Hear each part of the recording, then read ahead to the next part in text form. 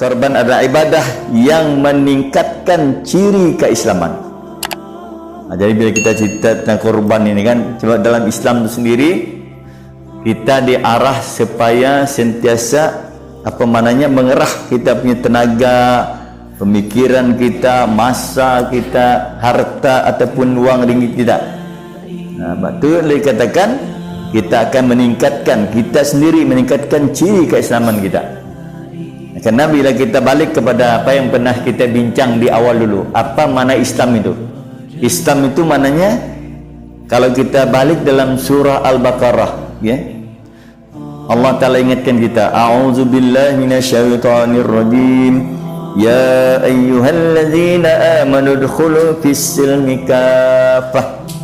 Wahai orang-orang yang beriman, masuklah kamu dalam Islam keseluruhannya. Maksudnya orang beriman tadi ini dia kena patuh, ya, ikut arahan, perintah dan suruhan.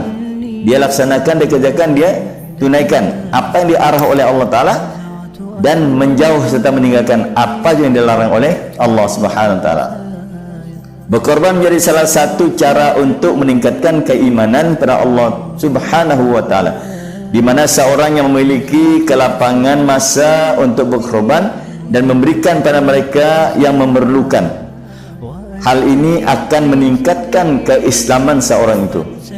Nah begitulah, alhamdulillah, maknanya kita bila mana sampai akan sampai pada hari pelaksanaan korban itu, di mana yang kita telah laksanakanlah mana-mana masjid, mana-mana surau telah pun melantik jawatan kuasa untuk mengagih-agihkan. Kadang-kadang kita jawatan kuasa ini kena, itulah orang kata, kita kena bekerja keras.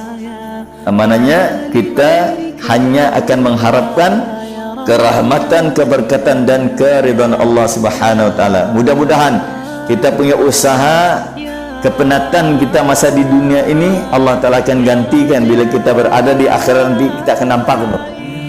Itulah bila kita cerita di dunia ni kan, kita cerita di dunia hanya orang yang benar-benar yakin, yang betul-betul paham mendalam pengetahuan dan kepahaman dia, yang benar-benar menerima. Kalau orang yang tidak punya pengetahuan dan kepahaman yang mendalam, dia akan terima itu, masuk tinggal kanan, keluar tinggal kiri. Dalam pemikiran itu lapang dan apa. Bila dia balik, dia dia kembali kepada Allah Subhanahu Wa Taala, masuk dalam kubur. Nah barulah dia, oh ya Allah, kenapa Allah rugi aku banyak masa aku di dunia itu, kenapa lah aku tidak buat penghinaan, tidak tolong tu, tidak kerja betul-betul. Begitulah keadaan dia.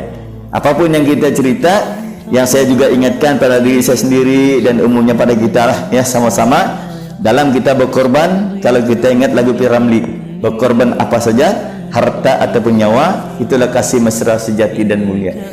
Sebenarnya lagu P. Ramlee ini diambil daripada ayat Quran dalam surah Shaf, ya.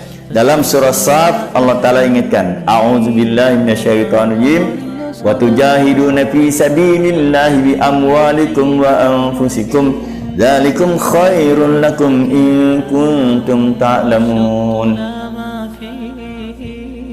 Maknanya Allah Subhanahu Wa Ta'ala ingatkan kita, berjuanglah, ya, wa tujahiduna fi sabilillah bi amwalikum, kamu tegakkan agama Allah dengan harta kamu dan diri kamu. Yang demikian itu adalah lebih baik bagi kamu sekiranya kamu benar-benar memahami dan mengetahuinya. Oleh karena itu Rasulullah SAW pernah bersabda, sesiapa yang memiliki kelapangan namun tidak berkorban, maka diharamkan untuk mendekati tempat ibadah kami. Nah, ini Rasulullah ada yang menyatakannya dalam hadis, tapi kita tidaklah kan. Bagi kita yang ada sama-sama pada hari ini, kita tidaklah termasuk dalam golongan ini. Sebab Nabi nyatakan, orang yang ada kemampuan, ada uang, ya, kelapangan dia untuk berkorban, tapi dia tidak mau berkorban, Nabi jelaskan jangan datang ke tempat ibadah. Ya, hal ini jelas Allah Subhanahu Wa Ta'ala tidak suka pada mereka yang mampu namun enggan untuk berkorban. Tapi sudah dijelaskan kita ni alhamdulillah, maknanya kita setakat mana yang termampu, yang terupaya bagi kita. Sebab itulah bagi kita yang berada di kampung kita sendiri, di Korea kita, kita tidak mampu untuk membeli seekor kerbau atau seekor lembu, maknanya kita kongsi 7 orang. Jadi kuranglah sikit bebanan itu.